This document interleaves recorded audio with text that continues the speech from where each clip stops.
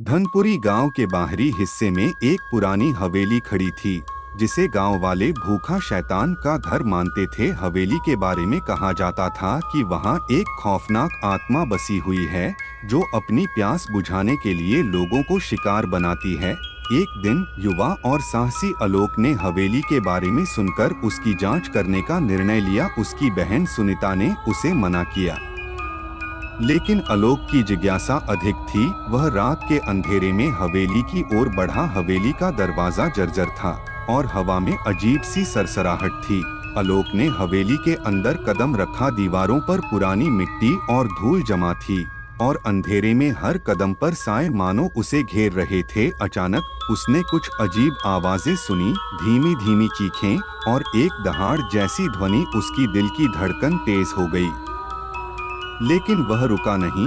वह हवेली के भीतर गहराई में गया और एक पुराना ग्रंथ पाया। ग्रंथ के पन्नों पर लिखा था कि हवेली में एक भूखा शैतान रहता है, जो लोगों की आत्माओं को निगलता है ताकि उसकी भूख बुझ सके। इस ग्रंथ को पढ़ते हुए आलोक ने महसूस किया कि वह अकेला नहीं है। संग एक छाया उसकी ओर बढ़ रही थी।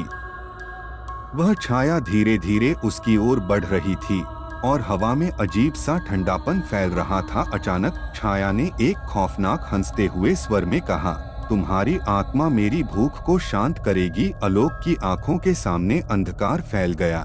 वह घबराया और हवेली के तहखाने में जाने लगा, जहां से अजीब अजीब आवाजें आ रही थीं। तहखाने में एक पुराना ताबीज और एक पुराना मंत्र मिला। उस मंत्र को पढ़ने से शैतान की शक्ति कमजोर हो सकती थी। आलोक ने हिम्मत जुटाकर मंत्र का उच्चारण किया और ताबीज को हवेली के एक विशेष स्थान पर रखा।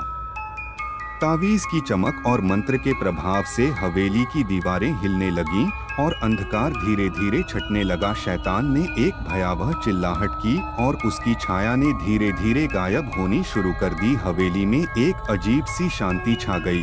आलोक और सुनीता ने हवेली से बाहर आकर राहत की सांस ली। वे समझ गए कि शैतान की भूख केवल उसकी खुद की बुराई से ही पूरी हो सकती है और ऐसा कुछ भी नहीं है जो एक सही तरीके से सामना किए बिना हल हो सके। वे गांव लौटे और हवेली को छोड़कर चले गए, यह सोचते हुए कि कुछ रहस्यों को हमेशा अंधकार में ही रहने देना चाहिए। हवेली अब भी खड़ी थी, लेकिन वहां से निकले लोगों के चेहरे पर एक अमिट दाग छोड़ गई थी।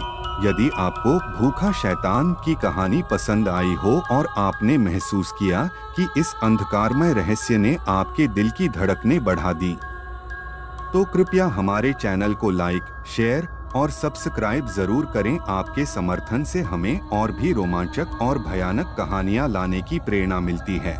कमेंट्स में हमें बताएं कि आपको यह कहानी कैसी लगी और आपके दिमाग में कौन सी अगली हॉरर थ्रिलर कहानी चल रही है। हमें आपके फीडबैक का इंतजार रहेगा। धन्यवाद और अगले वीडियो में मिलते हैं एक नई भयानक कहानी के साथ।